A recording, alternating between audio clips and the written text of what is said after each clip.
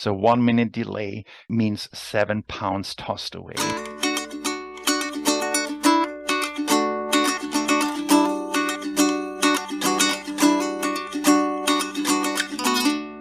Welcome back to Dairy Science Digest. This is a podcast designed to bring the Journal of Dairy Science straight to the ears of dairy producers. I'm Reagan Bluell with the University of Missouri Dairy Team, and today we're discussing on-farm tools to assess your parlor efficiency.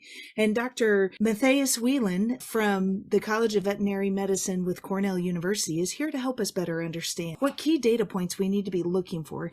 He co-authored the featured article titled "The Comparison of Two Types of Milk Flow Meters for Detecting Bimodality in Dairy Cows." So before we get kicked off, could you please introduce yourself to the audience? Yes, sure. Well, first of all, thank you very much for having me today on the podcast. It is my honor to share our results and what we found during the study. My name is Matthias Wieland, as you said. I'm an assistant professor with Quality Milk Production Services at the College of Veterinary Medicine at Cornell University. A little bit background information to my person. I grew up on a very small dairy farm. We had 21 dairy cows in rural Germany in the southwest. Then after the high school, I did an apprenticeship first, an agricultural apprenticeship for 2 years. I then went to vet school in Munich, worked at the Clinic for Ruminants of Ludwig Maximilians University in Munich for several years. And then in 2013, I came to Cornell, did a residency clinical fellowship program. And then in 2017, I joined the group of Quality Milk Production Services and did my PhD. And since this year, in April, I'm an assistant professor with Quality Milk Production Services. Can you describe a little bit more what the Quality Milk Production Services in Cornell does for dairy producers? Our mission at QMPS is to sustain and improve milk quality and food safety and secure safe and secure food for the population in New York State, but also beyond. And the way we do it is through research, service, and teaching. My research program very specifically is applied research mostly. I try to bring questions back from my service activities, from our dairy operators, from the farmers, and then conduct control studies, observational studies, and then translate that back into the field so that they can directly use it. Our service component is stratified into a lab component. So we take milk samples and then provide the culture results from milk samples, but also from other environmental samples like bedding, dip, brush, towels to help the dairy farmers make good management decisions. The field service component is basically conduct herd surveys.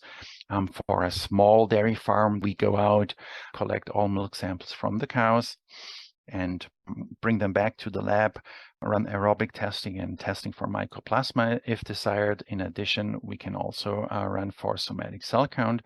We evaluate the equipment, the environment, as well as the cows. And based on that data that we collect during such a survey, we make, again, management decisions to help the dairy farmers improve milk quality and other health on their farms.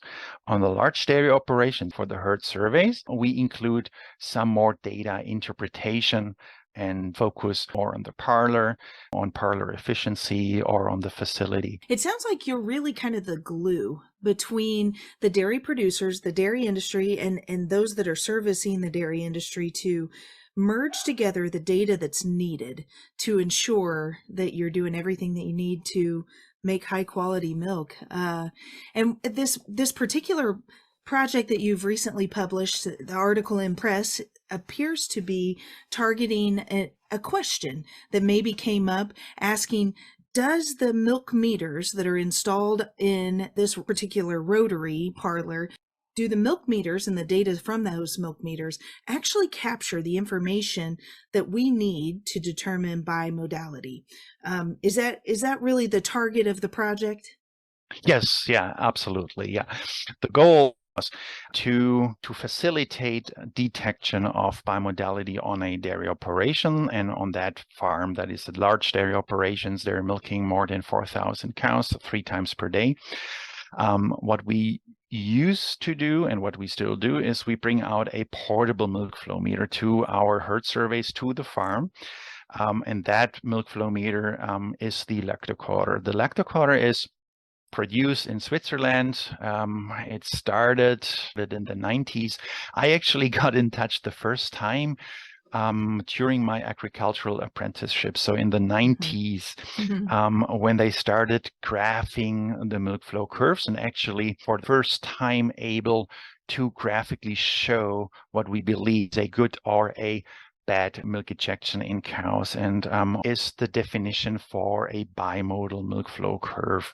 Those are pictured there in figure 2, correct? And I can attach that to the podcast. So those of you listening, don't hesitate to go into the comments and click on the picture. You can clearly see on the left is an example of a bimodal curve versus the right. And those that are driving down the road listening, can you describe what that looks like? What is bimodality and what phase of that milk curve does it impact? Yes, certainly. So I'll start with the 4 phases of milk flow curves. The first one is the incline phase, where the milk flow rate increases up to a plateau phase. And that is actually the second phase. Plateau phase is the second, when the milk flow reaches its maximum and stays there for several minutes, depending on the milk yield and the milkability of the cow. Once the milk flow rate decreases again, we consider that as the decline phase. So the milk flow rate decreases. And then once the milk flow rate reaches 400 milliliters a minute, then we consider that as overmilking phase. So again, incline phase, plateau phase, decline phase, and then the overmilking phase. When we define the bimodality, we're specifically looking into the incline phase because this is where the difference is.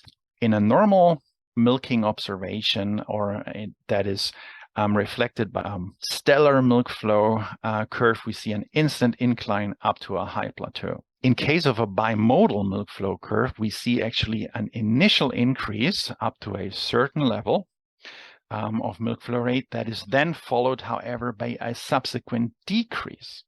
So we refer to that as a milk flow reflux. So after an initial increase, we do see a decrease, and that decrease is then followed by a second increase that then usually reaches a lower plateau phase compared with a milk flow curve of a well-stimulated cow. What's happening in the cow to create that decrease? Why does the milk stop? Excellent question. So we know that the first initial increase is due to the harvest of the cisternal milk. So when we look at a milking observation or the milk components, we discriminate between the cisternal milk and the alveolar milk. The cisternal milk makes up to 20%. Whereas the alveolar milk makes up to 80%. The cisternal milk is readily available. So we attach the milking unit and we can harvest that cisternal milk. So 20% of the milk is ready to be harvested immediately, even without any pre-milking stimulation. That is completely different for the alveolar milk. So in order to be able to harvest the alveolar milk, we need to stimulate the cow. And that happens through tactile stimulation of the teats. There are mechanoreceptors that trigger a signal that goes up to the brain, to the pituitary, releases oxytocin, and then we need to give time so that the oxytocin can travel from the brain to the alveoli, bind to the receptors of the myoepithelial cells, so muscle cells that surround the alveoli like a basket. And after the oxytocin binds to those receptors, it actually triggers contraction, and that squeezes out the milk into the duct system. And only if the cow is stimulated well, and if we give the cow enough time so that the oxytocin can travel through the blood to the udder, to see a nice unimodal milk flow curve.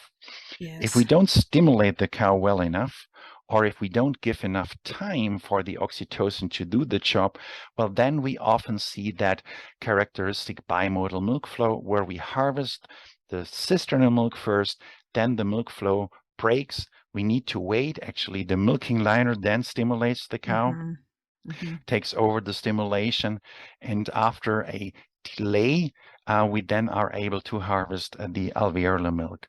and that is characterized by the bimodality. Just as less efficient. If you look at it here on the graph, you can just see how much more efficient a well-stimulated animal is, and it really speaks to the importance of stimulating that cow. And I know we've talked about this for decades, but it's really intriguing if you guys pause for just a minute and remember, we walk into the barn and we go to chore and we think we're going to go milk the cows, when in reality, you're not milking the cows. She's stimulated, she's releasing that milk, but you're stimulating the cow.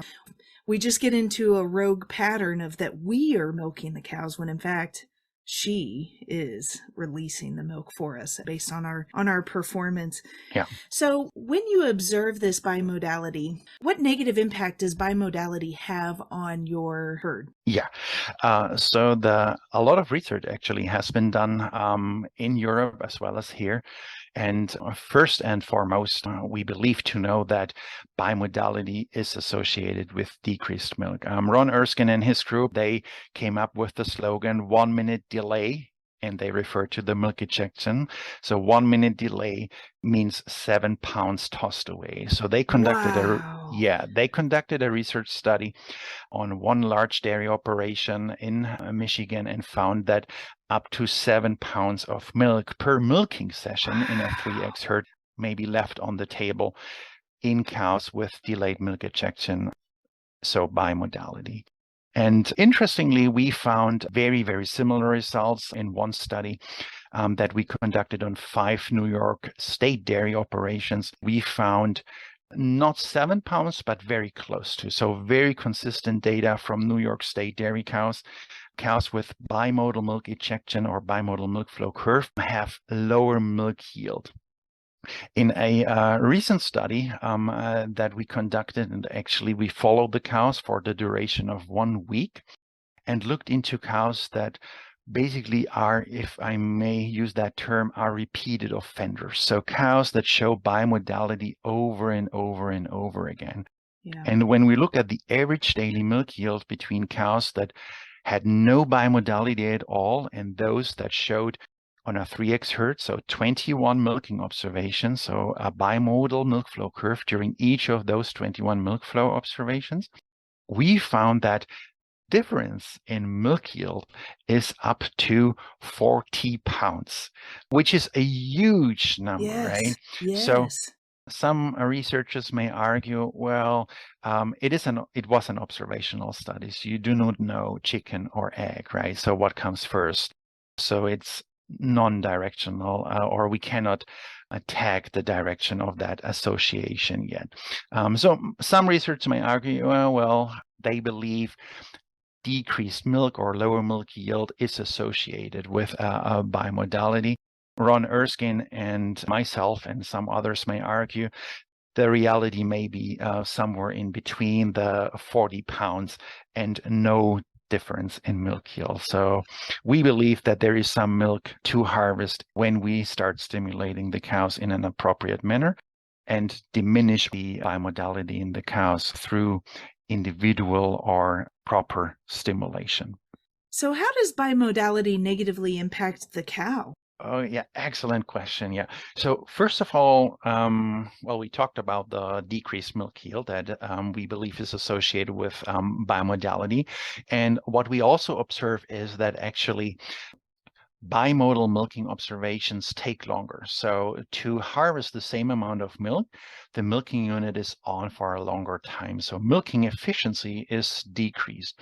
And there's an inverse relationship between milk flow rate and the vacuum that the teat is actually exposed to.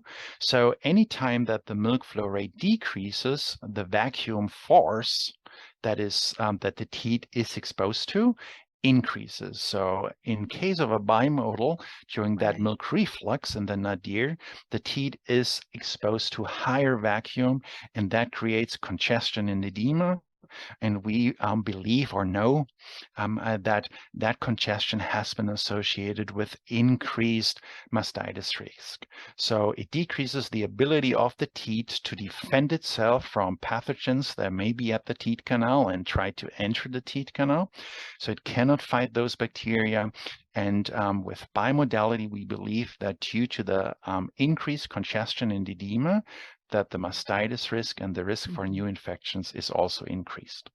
Absolutely. I know that perhaps sometimes when you have those chronic offenders or chronically delayed milk ejection cows, you just need to cull them. And I recognize culling is a strategy, but what if you know that there's a specific cow that has this chronic issue and you would like to continue to perpetuate her in the herd? What are some strategies for dairy producers that know that they have a cow with this problem? How can they fix that or work around it to the best of their ability?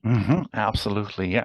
And that brings me actually to my research line or my research area. We actually try to identify those cows with electronic on-farm milk meters, so cows that are repeated offenders.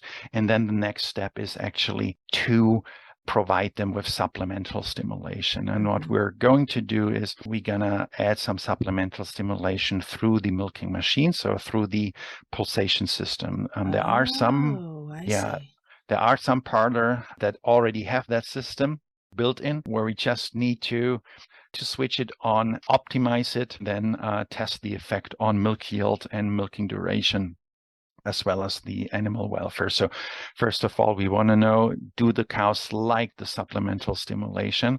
And then second, do they benefit from it? And what does it mean long-term on other health parameters? So just to make sure I'm understanding what you're saying, the parlor will recognize the cow ID, and that cow ID has been flagged by a manager reviewing the data as being a bimodality issue, and that pulsation changes for that unique animal? Yes. Yeah, exactly. Wow, that's Yes, incredible. yeah. You know, some ladies are just, high maintenance, right? Wow, that's really fascinating. Imagine, so if you're telling me in this other project, there's about 40 pounds of milk to maybe gather up somewhere between 21 to 40-ish. Wow, all of a sudden that technology becomes justifiable. Yes, yeah, Which absolutely. kind of floods me into my next question. So if we have a listener out there that's looking to build a parlor, what are some important questions that they need to ask their dealer about the specific meters or software? Is there anything specific about that equipment that they ought to get the best equipment out there? Yes, definitely. First of all, I believe that most dairy equipment or all dairy equipment manufacturers that we work with do have excellent on-farm milk meter technologies. There are a couple of things that dairy operators may want to consider. One of the bigger differences is whether they purchase a dump meter or a milk flow-through meter, what we refer to the dump meter. So a vessel that needs to be filled up to a certain level where the electrode is positioned. And once that electrode is reached, the dump is initiated. The software knows how much that vessel contains, and then the milk flow rate or the milk yield is calculated, and subsequently the milk flow rate. The flow-through meter, conversely, they measure the milk flow through near infrared. And one of the biggest differences between those two, the flow-through and the dump meter, is that the maintenance for the dump meter is higher. They need to be rebuilt and cleaned on a regular basis, depending on what the manufacturers recommends, but usually it is at least twice a year that the dump meters need to be maintained or rebuilt. Perfect. Let's say that these managers do invest in the higher quality equipment. How frequently or what protocol would you recommend that they use as far as reviewing this data? How much is too much data, or how frequently should they be looking at these parlor efficiency data to make tangible, meaningful changes in their herd? Yeah, what we do on our farms, and we figured that it works very well, is if monitor up to 3 parameters and that we work with them together, we figure out what is most important to them. We select 3 parameters from the on-farm milk flow meters and then actually highlight them on a daily basis, stratified by milking shift. So if a herd milks 3 times per day, we do have 3 reports that are printed and that are posted milking technicians.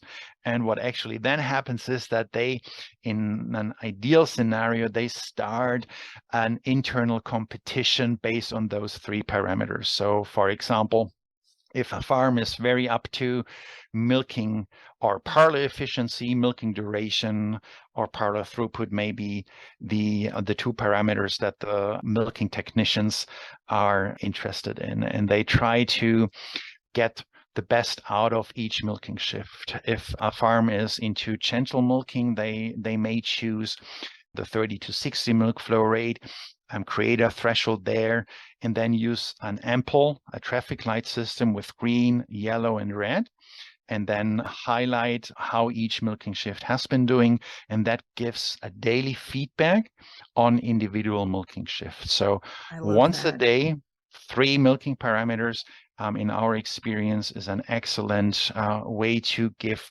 constant feedback and constantly improve on your dairy operation. As you're working with some of these more progressive dairymen, do you have any feedback as far as, are there any bonuses or something? Have you observed any very effective HR resources that we could disseminate throughout the nation listening here that would help other managers seeking ways to encourage their employees through a bonus system or through this graph system? Do they need to be paid, or do they just really enjoy seeing that feedback? That differs actually among farms, and I do know a couple of farms who actually pay the bonuses on one of the incremental milk flow rates. So I believe that paying a bonus based on the milking technician's performance evaluated with the data from the on-farm milk flow meter technology actually can increase overall parlor efficiency. So definitely paying a bonus based on milk flow parameters has been a successful tool on some of our dairy operations. Not all, but definitely some are using the 30 to 60 milk flow rate or the 2-minute milk yield to base their bonuses on. I don't know the details, but those also vary among farms. Yeah. I see. Well, we're always thinking about workforce and thinking about somehow rewarding those that are very effective. And this might be a quantifiable tool to allow you to genuinely reward great behavior. Yes. Yeah, definitely. Well, Matthias, this has been very informative. I want to thank you so much for your time. And listeners, I applaud you for taking time out of your day today to learn about how you could use data from your parlor to improve milking efficiency throughout your herd. I've really enjoyed our conversation, and this has been the December edition of the Dairy Science Digest, which is a monthly podcast project designed to bring the Journal of Dairy Science straight to the ears of dairy producers. We highlight only peer-reviewed research articles that are actively in press. It's sound science that you can base your management decisions around, provided by your University of Missouri Dairy Team. So be sure to like, share, and subscribe to get future editions straight to your cell phone. This is Reagan Blewell with the Dairy Science Digest, and I hope you have a great day.